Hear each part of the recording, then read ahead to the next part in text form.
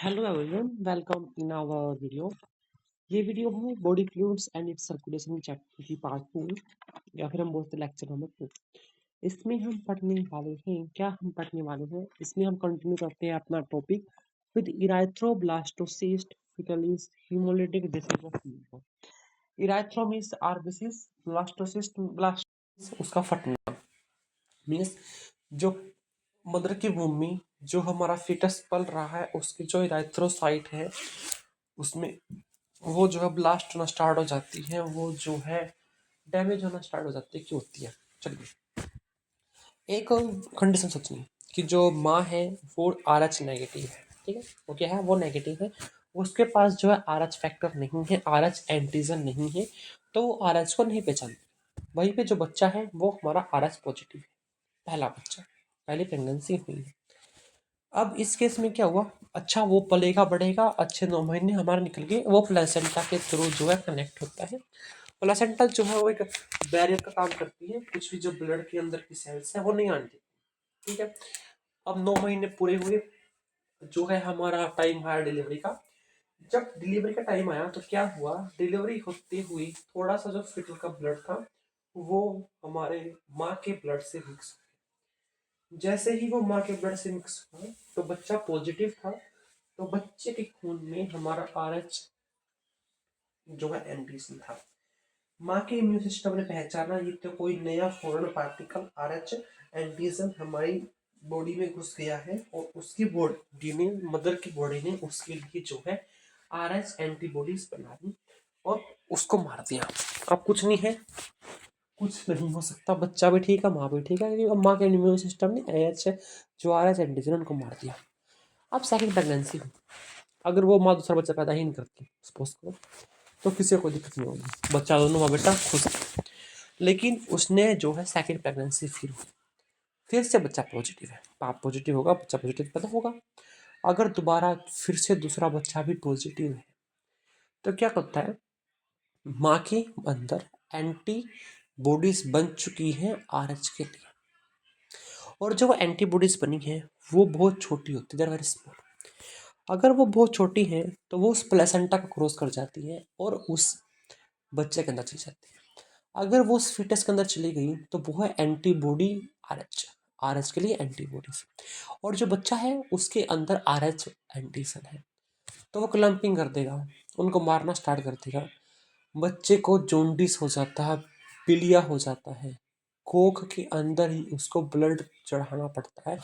ऐसी प्रेगनेंसी बहुत मुश्किल से पूरी हो पाती है, तो वही इसमें है, एनीमिया हो जाता है, जोंडिस हो जाता है और डेथ भी हो सकती है। अब इसका सॉल्यूशन क्या है? इसका सॉल्यूशन ये है कि जब डिलीवरी हुई है तो डिलीवरी होने के तुरंत बाद, कुछ समय बाद, उसको आर एच एंटीबॉडीज का इंजेक्शन दे दो। क्यों? अगर मान लीजिए उसके अंदर आर एच एंटीजन गया भी है और हमने इंजेक्शन दे दिया एंटीबॉडीज का, तो उस एंटीबॉडीज को मार देगी, ठीक है। लेकिन अगर वो खुद डेवलप होगी एंटीबॉडी, तो वो जो मेमोरी बी सेल है जो मेमोरी स्टोर करती है एंटीबॉडीज के लिए, वो मेमोरी भी स्टोर कर लेगी और वो उस बच्चे को मार। अब यहाँ तक first part of the chapter blood के बारे में हमारा कंप्लीट हो चुका। अब नेक्स्ट टॉपिक हमारा शुरू होता है लिम्फ। मैंने आपको बताया था लिम्फ जो है हमारी बॉडी में दो सब्सटेंस सर्कुलेट होते हैं, अपना लिम्फ एंड द ब्लड। तो लिम्फ क्या है? लिम्फ टिश्यू का फ्लूइड।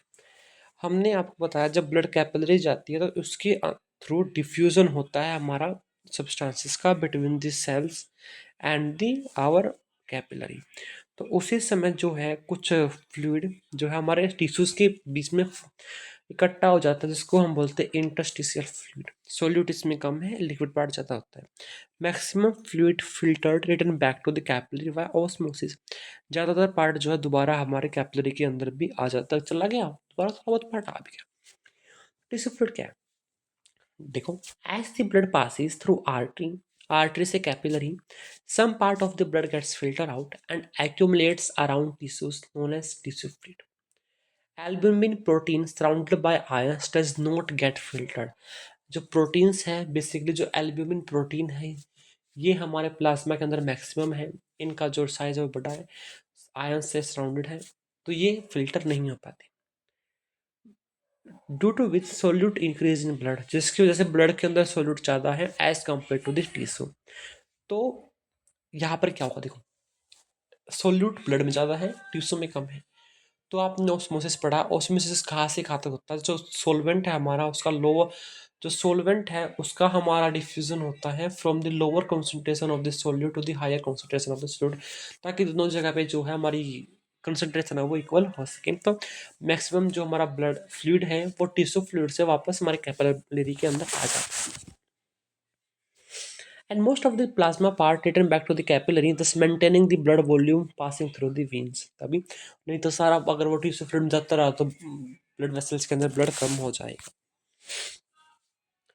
अब हम बात करते हैं ये होता क्या है अगर हम ब्लड में से आरबीसी को हटा दें, लार्ज प्रोटीन्स को हटा दें, प्लाज्मा जो हमारे प्लेटलेट्स हैं इनको हटा दें। क्यों? क्योंकि ब्लड से कुछ फिल्टर हुआ है, तो आरबीसी फिल्टर नहीं हो पाते, एल्ब्यूमिन प्रोटीन या फिर जो ब्लड प्रोटीन है वो फिल्टर नहीं हो पाते, और प्लेटलेट्स भी फिल्टर आउट नहीं हो पाती, ये सब नहीं जाते टिश्यू फ्लूइड में, जाता क्या डब्ल्यूबीसी वगैरह। It is colorless. It act as middleman for transport of gases, nutrients, etc. It is important carrier of the hormone। क्यों? फिल्टर आउट हो रहा हार्मोन से अपने साथ ले जाएगा, टिश्यू तो पहुंचा देगा। अब ये जो टिश्यू फ्लूइड है ये लिम्फेटिक कैपिलरी के पास जाती है, जो लिम्फेटिक वेसल से मिलती है, लिम्फेटिक वेसल से लिम्फेटिक चैनल्स में जाती हैं, then veins and then vena cava and then heart. lymphatic capillary क्या, the moment tissue fluid enters the capillary, now it is called lymphatic capillary। मतलब क्या है, सिंपल कैपिलरी है, जब जो लिम्फ है वो कैपिलरी के अंदर एंटर होना स्टार्ट हो जाता है उसको हम बोलते हैं लिम्फेटिक कैपिलरी। आप यहीं पे जो लिम्फेटिक कैपिलरी उसका एग्जांपल लैक्ट जो हमारे स्मॉल इंटेस्टाइन में होती है, lymphatic capillary of small intestine it absorb the fat, ये फैट एब्जॉर्प्शन करती है। अब हमने सर्कुलेटिंग फ्लूइड्स के बारे में पढ़ लिया है, अपना ब्लड के बारे में भी एंड आवर लिम्फ के बारे में भी। अब बात करते हैं जो सर्कुलेट होता है जिसको हम बोलते हैं सर्कुलेटरी पाथवेज, वो किस टाइप के होते हैं। तो हमारे पास दो टाइप के सर्कुलेटरी पाथवे होते हैं, open circulatory system and the closed circulatory system. Open का ये मतलब नहीं ओपन खुला फेंक दो, नहीं, ओपन का मतलब है कि जो ब्लड वेसल्स हैं वो कैपिलरी से बाउंडेड नहीं होती। ब्लड वेसल्स जो पोरली डेवलप है it is they are not bounded by capillary, और ये जो ब्लड है कैपिलरी में नहीं है, तो जो हर एक सेल है वो डायरेक्ट कॉन्टैक्ट में नहीं आते ब्लड के, सिंपल ऐसे फेंक दिया कि ओपन कैविटी में जिसके अंदर हमारे ऑर्गन्स बात कर रहे हैं जिसको हम लोग बोलते हैं साइनस। तो ये किस किसके अंदर पाया जाता है, ये पाया जाता है एंथी के अंदर, यानी कि आर्थ्रोपोड, एन से नॉन सिफेलोपोड मोलस्का, टी से ट्यूनिकेट्स, एच से हेमिकोडेट एंड ई से काइनोडर्मिट। ये सब क्या है उसके बारे में डिस्कस इन एनिमल किंगडम पढ़ लिया। वहीं पे क्लोज्ड सर्कुलेटरी सिस्टम क्या है, जो ब्लड वेसल्स है वो बाउंड होगी कैपिलरी नेटवर्क के अंदर, जो हमारा ऑर्गन है फिर टिश्यू है वो डायरेक्टली बात नहीं करता हमारे ब्लड के अंदर, वो सेल तक पहुंचा मतलब कॉन्टैक्ट में ब्लड आता ही नहीं, क्योंकि कैपिलरी है ना, कैपिलरी के थ्रू जो सब्सटेंस का हमने एक्सचेंज करना हम कर देते हैं। तो हमारे जो सर्कुलेटरी सिस्टम है क्लोज सर्कुलेटरी सिस्टम है, ओपन भी हार्ट दोनों में। तो मेन तो है जो है वो हार्ट है। हार्ट भी हमारे पास तीन टाइप का होता है, 2 chambered, 3 chambered and the 4 chambered heart. अब बात करते हैं 2 चैम्बर्ड हार्ट की, तो इसके अंदर पाया जाता है एक एट्रिया, दो वेंट्रिकल। 3 चैम्बर हार्ट में दो एट्रिया पाई जाती है और एक वेंट्रिकल पाया जाता है। 4 चैम्बर हार्ट जैसा अपना है, इसमें दो एट्रिया होती है और दो ही इसके अंदर वेंट्रिकल होती है। एट्रिया जो है वो अपर की साइड होते हैं, वेंट्रिकल नीचे की साइड होता है। एग्जाम्पल्स क्या है, एग्जाम्पल है फिश, जो कि 2 चैम्बर हार्ट फिश के अंदर होता है, पाइसिस जिसको हम बोलते हैं। 3 चैम्बर होता है एम्फीबियंस और रेप्टाइल्स के अंदर, क्रोकोडाइल और एलिगेटर को छोड़ के। 4 चैम्बर होता है हमारा एव्स और मैमल्स के अंदर। तो हो गया। अब हम जो हमारा 2 चैम्बर्ड हार्ट है इसको हम बोलते हैं वीनस हार्ट। क्यों? इसमें जो है ये हार्ट जो है डीऑक्सीजनेटेड ब्लड को पंप आउट करता है, लेकिन हमारे केस में क्या है, जो हमारा हार्ट है वो ऑक्सीजनेटेड ब्लड को हमारा पंप आउट करता है। अब बात करते हैं 3 चैम्बर्ड की, दो ऊपर एट्रिया है एक नीचे वेंट्रिकल है, इसमें जो है मिक्स्ड ब्लड हमारा ट्रांसपोर्ट होता है, पंप आउट होता है। वहीं पे 4 चैम्बर्ड में क्या डबल सर्कुलेशन होता है। डबल सर्कुलेशन का मतलब क्या है, जो खून है वो एक साइकिल में दो बार पास होता है और वो ऑक्सीजनेटेड ब्लड को ही हमारा पंप आउट करता है।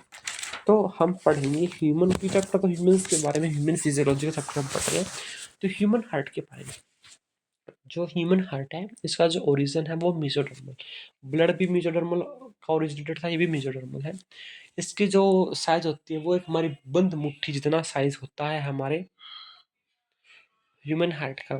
It is located between the lungs and it is slightly tilted towards the left side. ऊपर हमारे दो एट्रिया है, नीचे हमारे दो वेंट्रिकल है। एट्रिया वाले साइड को हम बेस बोलते हैं और नीचे वाले साइड को हम एपेक्स बोलते हैं। अगर हम एक मैग्नीफाइड व्यू देखें थोड़ी सी साइड का, आउटर लेयर ऑफ दी हमारे हार्ट का, तो हमें अंदर देखने को मिलती है एंडोकार्डियम, बीच में हमें देखने को मिलती है मायोकार्डियम, बाहर जो है दो लेयर और होती है parietal pericardium and the visceral pericardium, दोनों के बीच में पेरिकार्डियल फ्लूइड प्रेजेंट होता है। अगर हम बात करें मायोकार्डियम की, यही जो है कार्डियक मसल है, यही जो है पंप आउट करने में हेल्प करती है और मैक्सिमम पार्ट जो है यही पंप होती है हमारी, बंद बोलते हैं ना कॉन्ट्रैक्ट रिलैक्स, और मैक्सिमम पार्ट जो है वो मायोकार्डियम है। तो again I am telling, heart क्या है, हार्ट का ओरिजिन मेसोडर्मल है। हार्ट का ओरिजिन मेसोडर्मल, चार चैम्बर है हमारे हार्ट के अंदर, साइज जो एक बूंद मुट्ठी की तरह है, दोनों लंग्स के बीच में प्रेजेंट है, स्लाइटली टिल्टेड टुवर्ड्स द हमारे लेफ्ट की तरफ। अगर हम बात करें, ऊपर दो एट्रिया है, नीचे दो वेंट्रिकल है, वेंट्रिकल वाले साइड को हम एपेक्स बोलते हैं, दो एट्रिया वाले साइड को हम बेस बोलते हैं। क्या तक समझ में है? अब आगे हम चलते हैं। अगर हम इसके साइड का थोड़ा मैग्नीफाइड व्यू देखें तो हमारे पास चार लेयर देखने को मिलेगी। अंदर वाली जो है एंडोकार्डियम है, बीच वाली मायोकार्डियम है, यही जो है हमारी कार्डियक मसल है, यही जो है हमारी कॉन्ट्रैक्ट करती है, ये जो पंप आउट करने में हेल्प करती है। आगे जो है विसरल विसरल हमारी पेरिकार्डियम है और हमारी पैराइटल पेरिकार्डियम है, दोनों के अंदर पेरिकार्डियल फ्लूइड हमारा प्रेजेंट होता है। अब जो है अलग अलग वॉल देर आर सेप्टा, हम बात करते हैं वॉल की between the chambers of heart. कैसे करें, दो चैम्बर ऊपर दो चैम्बर नीचे। मान लीजिए घर है, घर में हम कह सकते हैं चार कमरे हैं, क्यों? क्योंकि उस घर में अलग अलग दीवारें हैं जो चारों कमरों को सेपरेट आउट कर रही हैं। ऐसा ही जो हमारा हार्ट है, इसके अंदर अलग अलग वॉल्स या फिर सेप्टा होती है जो चारों चैम्बर को हमारे हमें अलग अलग डिफाइन करके रखती है। तो कौन कौन से सेप्टा है? सबसे पहला intra atrial septa. Inter atrial, inter atrial का मीन्स क्या है? दो एट्रिया के बीच में ऐसा सेप्टा है वो जो दो एट्रिया को हमारा डिफरेंट कर रहा है, उसको हम बोलते हैं intra atrial septa. It is thin, क्यों? ऊपर तुम्हारा तीन muscular septa between the attire. Next है इंटरवेंट्रिकुलर सेप्टा, ये थिक होता है बिटवीन द वेंट्रिकल्स। क्यों थिक है, क्यों थिक है?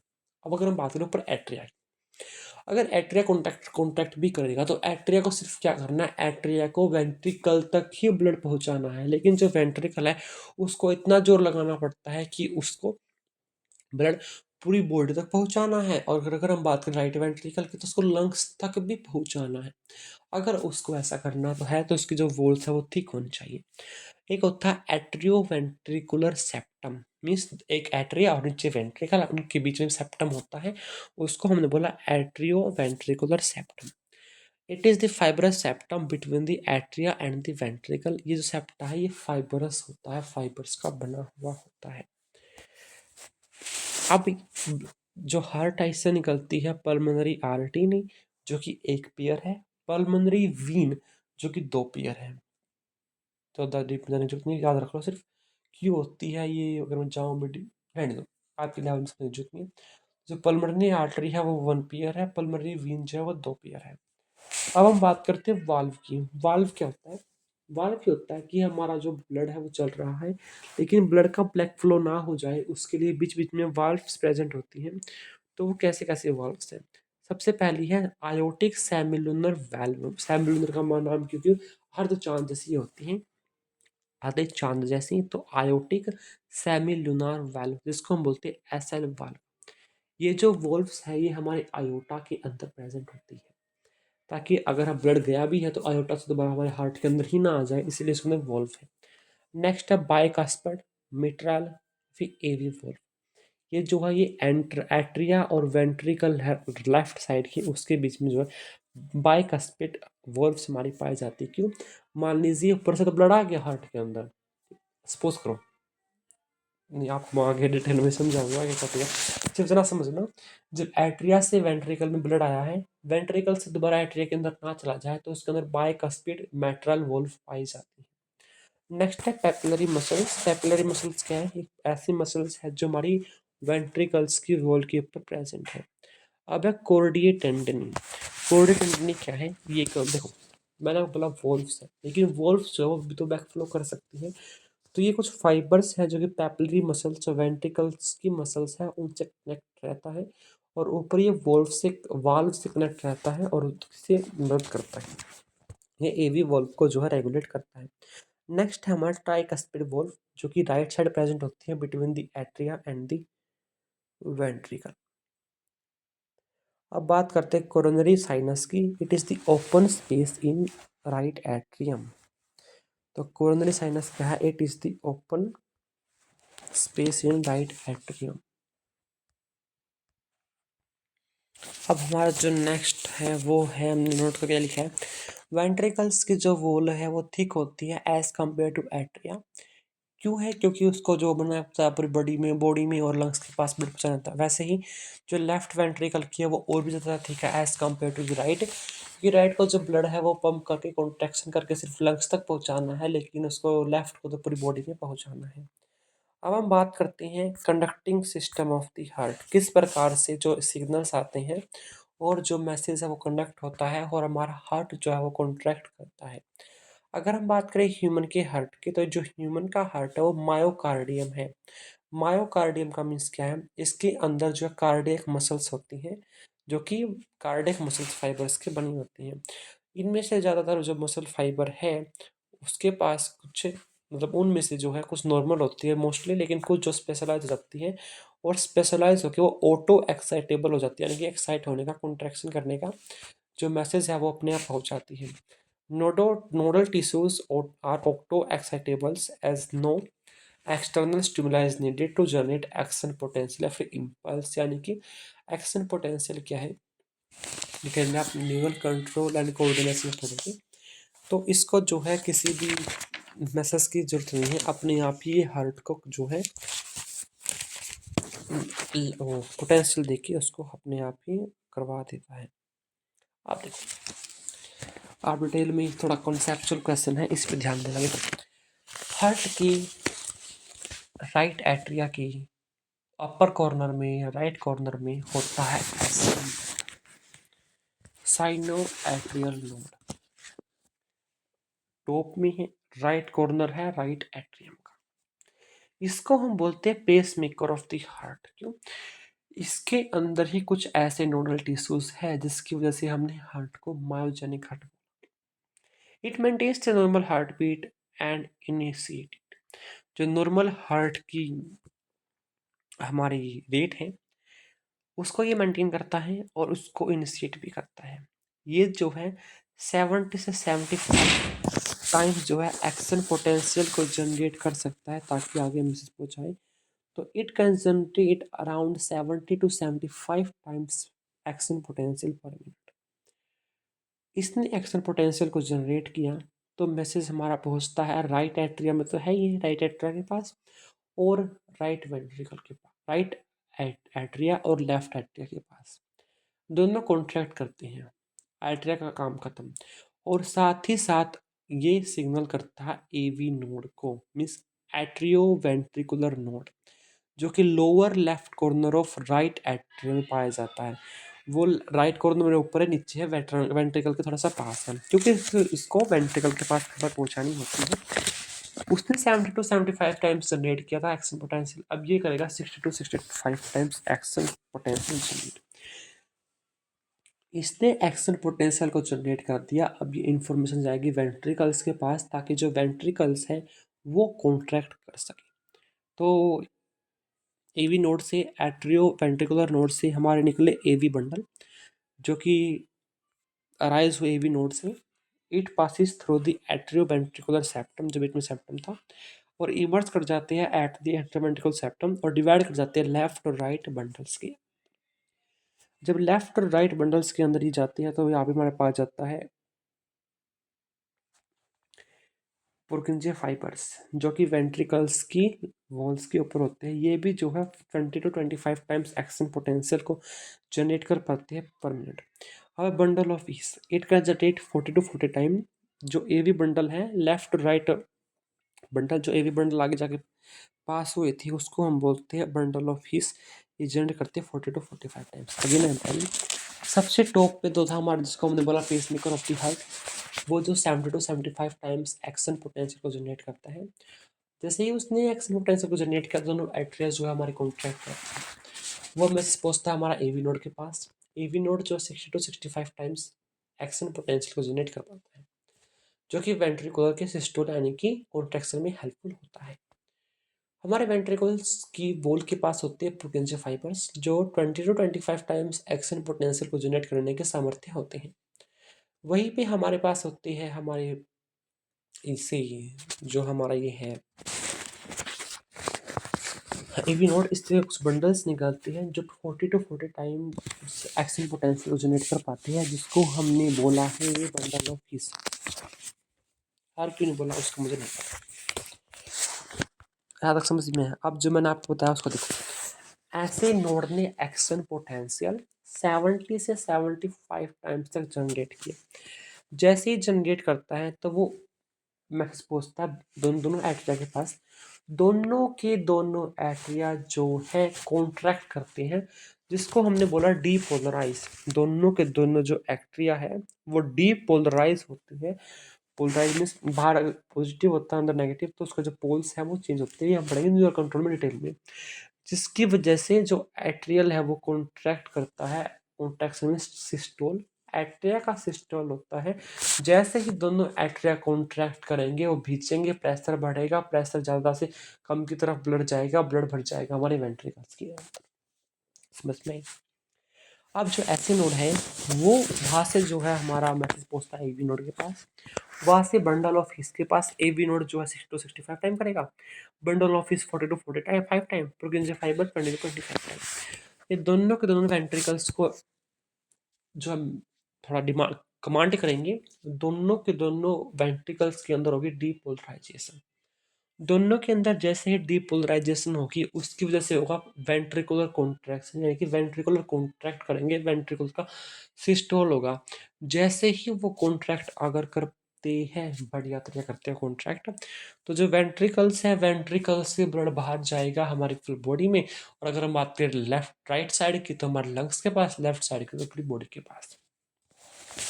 तो अगर हमने दो टर्म यूज की सिस्टोल और डायस्टोल, जब भी हमारे एट्रिया या वेंट्रिकल जो है कॉन्ट्रैक्ट करेंगे तो उस कंडीशंस को हम बोलते हैं सिस्टोल या फिर डीपोलराइजेशन, पोल का चेंज होना। जब वो रिलैक्स करेंगे या फिर डायस्टोल करेंगे, दोबारा से जो पहले सेम पोल थे वो जनरेट होते हैं, इसलिए हम उसको बोलते हैं रीपोलराइजेशन। अब हम पढ़ते हैं cardiac cycle. Cardiac cycle means क्या है? ब्लड आया और दोबारा अगर हम घूम के क्या किया उसके बाद दोबारा से उस कंडीशन में जाते हैं तो उसको बोलते हैं cardiac cycle. It is the alternate contraction systole या relaxation diastole of heart. Means heart systole हुआ, कॉन्ट्रैक्ट हुआ, फिर रिलैक्स हुआ, कॉन्ट्रैक्ट रिलैक्स। अब डिटेल में मैं आपको पढ़ाता हूँ। तो मैंने आपको क्या बताया? मैंने आपको बताया है सिंपल हम बात करते हैं, ठीक है। मैं आपको बताता हूँ। हाँ, राइट एट्रियम के अंदर खून आया, राइट एट्रियम के अंदर खून आया हमारी बॉडी से, डीऑक्सीजनेटेड ब्लड। लेफ्ट एट्रियम की बात करूं तो लेफ्ट एट्रियम में ब्लड आ गया है हमारे लंग्स के, लंग्स से ऑक्सीजनेटेड ब्लड। ग्रेविटी की वजह से वॉल्व्स खुली, ब्लड नीचे आ गया, ब्लड वेंट्रिकल्स में फिल हो गया। 75% जो ब्लड है वो ऐसे ही आ जाता है हमारी ग्रेविटी की वजह से। अब दोनों एट्रिया में ग्रेविटी काम नहीं कर रही, 30% ब्लड बच गया। लेकिन ब्लड तो हमें सारा बॉडी के पास पहुंचाना है, सारा ब्लड हमें लंग्स के पास पहुंचाना है। राइट की बात करें, लेफ्ट की बात करते हैं, बॉडी के पास, दोनों आप साथ में लेकर चलना। अब क्या हुआ?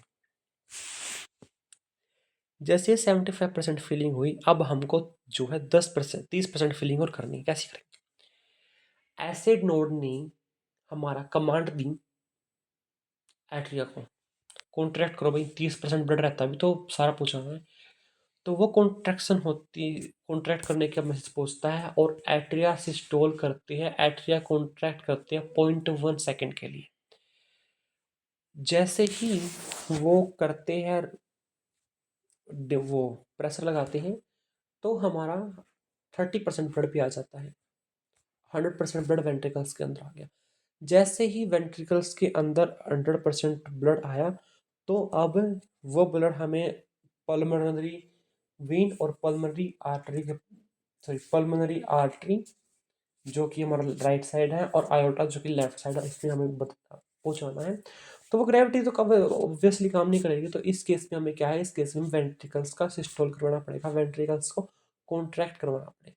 और वेंट्रिकल्स को कॉन्ट्रैक्ट करने के लिए जैसे ही मैसेज आता है एवी नोड से, बंडल ऑफ से प्रोपेंजिया फाइबर्स, तो जैसे ही वेंट्रिकल्स प्रेशर लगाता है, हमारी जो बाइकस्पिड और जो ट्राइकस्पिड वॉल्व थी, जो एट्रिया और वेंट्रिकल्स के बीच में वॉल्व थी, वो धड़ाम से बंद होती है और हमारे हार्ट की पहले साउंड हमें सुनने को मिलती है लब साउंड।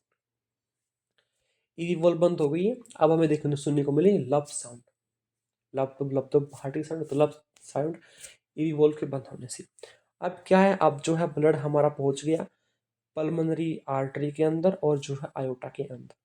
जैसे ही पल्मोनरी आर्टरी और आयोटा के अंदर ब्लड पहुंच जाता है, वैसे ही ब्लड पहुंचते ही वे वॉल्व भी बंद करने वाला, ब्लड वापस आ जाएगा। फिर वॉल्व बंद हुई, सेम्बुलर वॉल्व बंद हुई, तो वहां से हमें दूसरे साउंड सुनने को मिली, तब साउंड। सेम्बुलर वॉल्व जो कि हमारी पल्मोनरी आर्टरी वेंस के अंदर है, उसके बंद होने की लब और तब। यहाँ तक हो गया कॉन्ट्रैक्शन की बात। अब दोनों के दोनों जो ब्लड है वो रिलैक्स करेंगे 0.4 सेकेंड के लिए। जैसे ही वो 0.4 सेकेंड के लिए रिलैक्स करेंगे, 70% फीलिंग दोबारा हो जाएगी दोनों वेंट्रिकल्स में। फिर एट्रिया कॉन्ट्रैक्ट करेगा 0.1 सेकेंड के लिए। फिर जो है हमारा वेंट्रिकुलर कॉन्ट्रैक्ट करेगा 0.3 सेकेंड के लिए। फिर से ब्लड जाएगा पूरी बॉडी में, फिर से हमारा राइट एट्रियम और लेफ्ट एट्रियम में ब्लड आ चुका है। फिर वो डायस्टोल होगा, दोनों दोनों रिलैक्स होंगे, फिर 70% जो है फीलिंग होगी।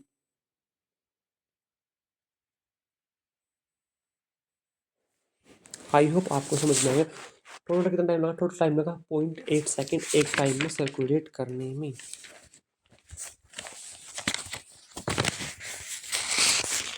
तो देखो, इस वीडियो में हम इतना ही पढ़ेंगे कि कितना कैसे कैसे हुआ। कल मैं दोबारा आपको एक कार्डियक साइकिल से फिर कंटिन्यू करूँगा और हम पढ़ेंगे आगे कैसे कैसे फिर कार्डियक साइकिल आगे बिगिन होता है। तब तक के लिए बने रहिए हमारे साथ। All the very best.